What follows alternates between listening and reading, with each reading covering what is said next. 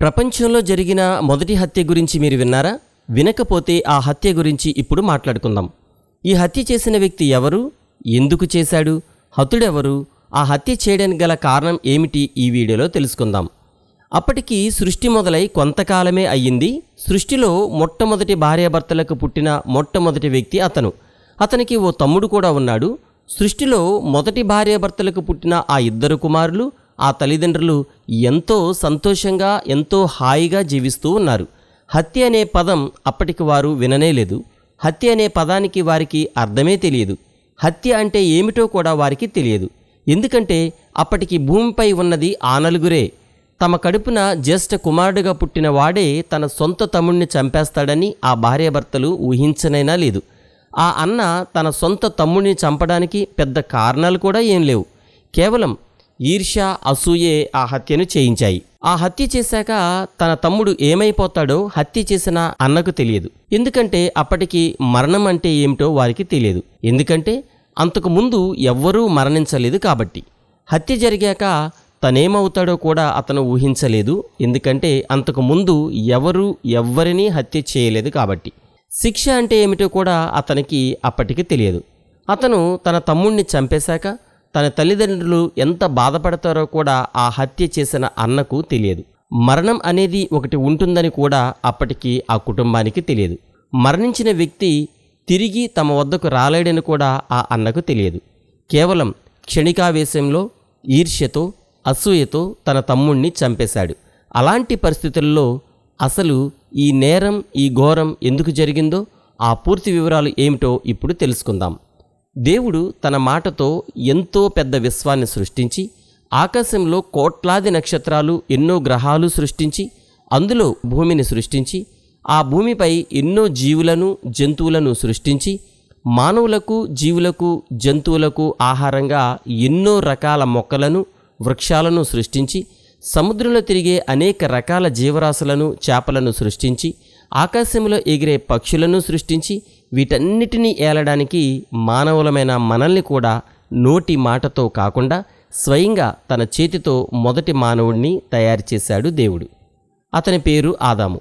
ఆదాముకు గాఢ నిద్ర కలగజేసి అతని శరీరంలో నుండి ఒక ఎముకను బయటికి తీసి ఆ ఎముకను స్త్రీగా తయారు చేసి ఆదాముకు ఆమెను భార్యగా ఇచ్చాడు. ఆమె పేరు హవ్వ. ఈ విధంగా మొదటి మానవుడికి గాఢ నిద్ర కలగజేసి దేవుడే మొట్టమొదటి ఆపరేషన్ చేశాడు. ఆ ఆదాము అవ్వలకు పుట్టిన మొట్టమొదటి బిడ్డ పేరు కయీను. కయీను తమ్ముడి పేరు హేబెలు. కయీను వ్యవసాయం చేసేవాడు. తమ్ముడైన హేబెలు గొర్రెల మందను కాచేవాడు. ఇలా వారి జీవితం హాయిగా సాగిపోతుండగా ఓ రోజు వారిద్దరూ దేవునికి తమ అర్పణలను అర్పించాలి అని అనుకున్నారు. కయీను తన పంటలోని కొంత భాగాన్ని దేవునికి అర్పించాడు. హేబెలు తన మందలోని తొలిచూలు గొర్రె పిల్లలలో కొన్ని క్రొవ్విన వాటిని తీసుకుని వచ్చి ఎంతో భక్తిగా దేవునికి దహనబలి అర్పించాడు. కయీనేమో తన పంటలో కొంత భాగాన్ని తీసుకుని వచ్చాడు. అది శ్రేష్టమైనది, దేవునికి అర్పించదగినది కాదు. పైగా అతనిలో భక్తిభావం లేనేలేదు. ఏదో అర్పించాలిలే అనే విధంగా అతని అర్పణ ఉంది. అందుకే దేవుడు కయీను అర్పణను ఇష్టపడలేదు. హేబెలు మాత్రం ఎంతో భక్తిగా తన మందలోని తొలిచూలు గొర్రె పిల్లలలో క్రొవ్విన వాటిని తీసుకుని వచ్చి దేవునికి దహనబలి సమర్పించాడు. హేబెలులో ఎంతో వినయం, విధేయత, భక్తిభావాలు ఉన్నాయి. పైగా దేవునికి అర్పించే అర్పణ చాలా శ్రేష్టమైన అర్పణను అర్పించాడు. అందుకే దేవుడు హేబెలు అర్పణను ఇష్టపడ్డాడు. ఇది చూసిన కయీనుకు చాలా కోపం వచ్చింది. తను దేవునికి శ్రేష్టమైన అర్పణ అర్పించలేనందుకు సిగ్గుపడకపోగా ఎంతో కోపాన్ని తెచ్చుకొని అవమానంతో తలదించుకున్నాడు. అప్పుడు దేవుడు కయీనుతో, కయీను, నీవెందుకు కోపంగా ఉన్నావు? నీ ముఖాన్ని అలా చిన్నబుచ్చుకున్నావెందుకు? నీవు మంచి పని చేసినట్లయితే తల ఎత్తుకొని ఉండేవాడివి కదా, అలా బాధపడేవాడివి కాదు గదా. ఇదిగో పాపం నీకోసం పొంచి ఉంది. ఇక నుండి నువ్వు పాపంతో బ్రతుకుతావు అని అన్నాడు. అలాంటి పరిస్థితుల్లో కూడా కయీను దేవుడిని క్షమించమని అడగలేదు. పైగా తన తమ్ముడైన హేబెలుతో గొడవపడి వారిద్దరూ పొలంలో ఉన్నప్పుడు కయీను హేబెలును చంపేశాడు. అప్పుడు యెహోవా దేవుడు, నీ తమ్ముడైన హేబెలు ఎక్కడ ఉన్నాడని కయీనును అడిగాడు. అప్పుడు కయీను, నాకు తెలియదు, నా తమ్ముడికి నేను ఏమన్నా కావలివాడనా అని దేవునికే ఎదురు ప్రశ్న వేశాడు. అప్పుడు ఆయన, నీవు చేసిన ఈ పని ఏమిటి? నీ తమ్ముని రక్తం యొక్క స్వరము నేలలో నుండి నాకు మొరపెడుతుంది. నీవు నీ తమ్ముడిని చంపి అతని రక్తాన్ని ఈ నేలపై ఒలికేలా చేశావు కాబట్టి నీవు శపింపబడిన వాడవు. ఇక నుండి నీవు వ్యవసాయం చేసినప్పుడు ఈ నేల తన సారమును తన పంటను ఇక మీదట నీకియ్యదు. నీవు భూమి మీద దిగులు పడుచు దేశ దిమ్మరివై ఉంటావు అని దేవుడు కయీనుతో అన్నాడు. అంటే ఇక నుండి నీవు భూమి మీద బ్రతికినంతకాలం భయంగా జీవిస్తావు అని దేవుడు చెప్పాడు. అంతే కదా, ఎవరైనా ఏదైనా తప్పు చేసినా హత్య చేసినా భయంగానే బ్రతుకుతూ ఉంటారు కదా. ఈ విధంగా సృష్టిలో మొట్టమొదటి భార్యాభర్తలకు జన్మించిన వారి జ్యేష్ఠ కుమారుడే తన తమ్ముడిని కేవలం ఈర్ష్యతో అసూయతో హత్య చేశాడు. ఆ రోజు ఆ తల్లిదండ్రులు చనిపోయిన తమ కుమారుని చూసి ఎంతగానో ఏడ్చి ఉంటారు కదా. అలాగే ఆ చంపింది కూడా తమ కుమారుడే అయినందుకు ఇంకా కుమిలి ఏడ్చి ఉంటారు కదా. కయీను మొదటే దేవుని యందు భక్తితో శ్రేష్టమైన అర్పణను దేవునికి అర్పించినట్లయితే కయీనుకు ఇలాంటి పరిస్థితి వచ్చేదే కాదు.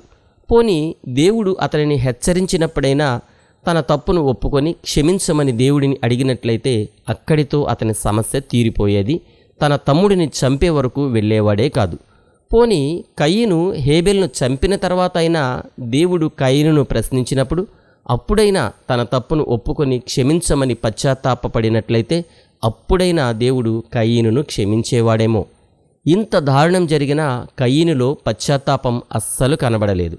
మనం కూడా దేవునికి మన కానుకలు ఇస్తూ ఉంటాం. అయితే మనం ఎలాంటి భావంతో దేవునికి ఇస్తున్నామో అది చాలా ముఖ్యం. దేవునికి ఇచ్చే కానుకలు శ్రేష్టమైనవిగా ఉండాలి. మనం ఆయనకు కృతజ్ఞతతో భక్తితో కానుకలు అర్పణలు సమర్పించాలి.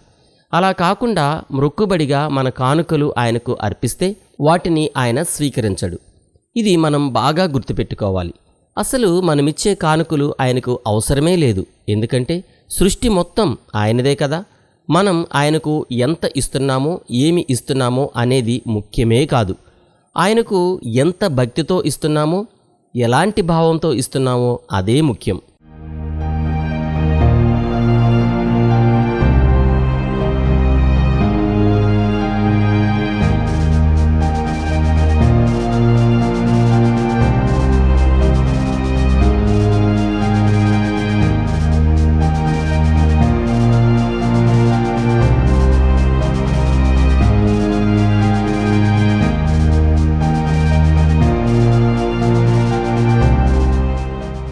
ఒక్కోసారి మనం కూడా అంతే కదా. తప్పు చేయకముందు ఆలోచించం, తప్పు జరిగాక అయినా దేవుణ్ణి క్షమించమని అడగం. అందుకే మనం ఎన్నో ఇబ్బందుల్లో సమస్యల్లో ఇరుక్కుంటున్నాం. సమస్య పెద్దదైపోయాక మనకు వేరే దారి లేనప్పుడు రక్షించమని ఆదుకోమని దేవుడిని కోరుతున్నాం. కానీ తప్పు చేయకముందే జాగ్రత్త పడితే మనకు ఆ పరిస్థితి రానే రాదు కదా. విన్నారా? సృష్టిలో జరిగిన మొట్టమొదటి హత్య గురించి ఆ వివరాలను మరో వీడియోతో మళ్ళీ కలుద్దాం. ప్రైజ్ ద లార్డ్, మీ బ్రదర్ బెన్హర్ బాబు.